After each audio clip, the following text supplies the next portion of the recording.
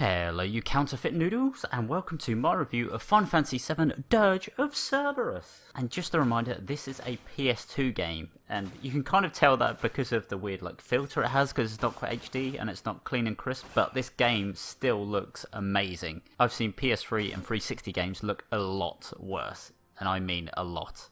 So this is one of those weird spin-offs, which obviously Final Fantasy VII is a turn-based RPG, and they've decided to go, yeah, let's bring out a game on the PS2 and make it a third-person shooter. And I'll be honest, it works. It's a really enjoyable game. I remember getting this when it first came out. I wasn't even a big Final Fantasy VII fan, but I was just like, yeah, this could be interesting.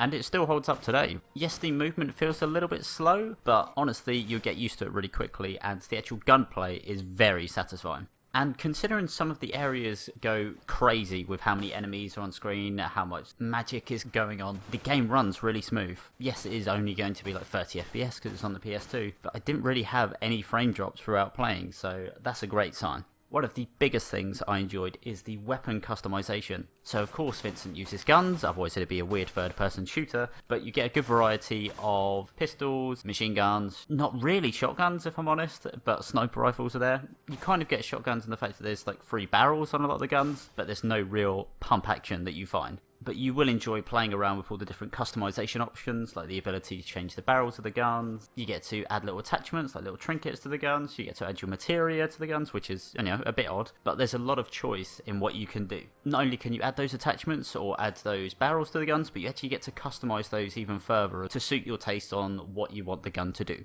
And in keeping with it being a JRPG spin-off, there are little side quests which you can do through the story to boost your stats, which basically just gets you more points, gets you a nice little ranking boost, and gives you some different items as well, depending on which quest you take on. And another little addition which I really liked, which didn't need to be added to the game, is that after you complete it, there's loads of missions which you can do as well. One of which you're seeing at the moment because I didn't want to spoil any of the story, even though the game is super old. And while I've been giving this game a lot of praise, there are quite a few drawbacks, unfortunately. For example, they decided to make Vincent Solid Snake. That I don't quite understand. They've given him deep voice, and they've given him stealth missions, which again is odd, considering the gunplay's so fun. I don't see why they just add stealth to it. But not only have they done this, while this isn't a spin-off game for Vincent and shows somewhat of his origin story, it doesn't actually develop him as a character much. It's just kind of oh, this happened to him in the past, and this is what's going on now, but there's no real character development through the story. Strangely, the side characters get more development than the main character of this game.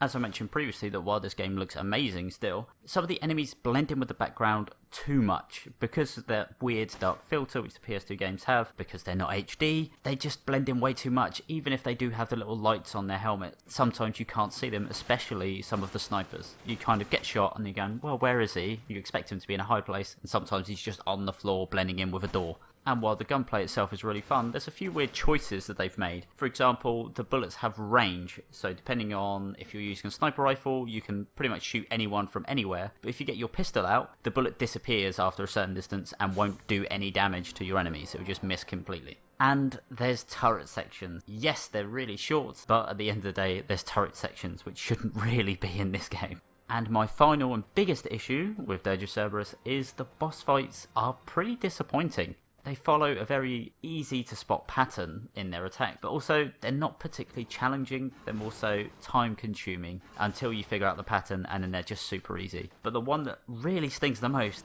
is the final boss.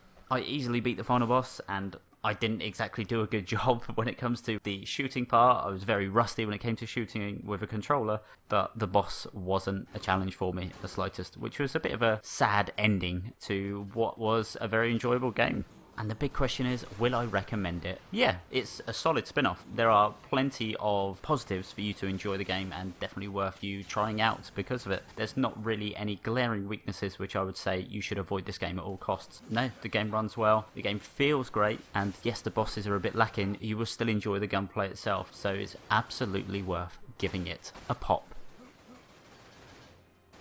And Vincent's not a vampire, okay?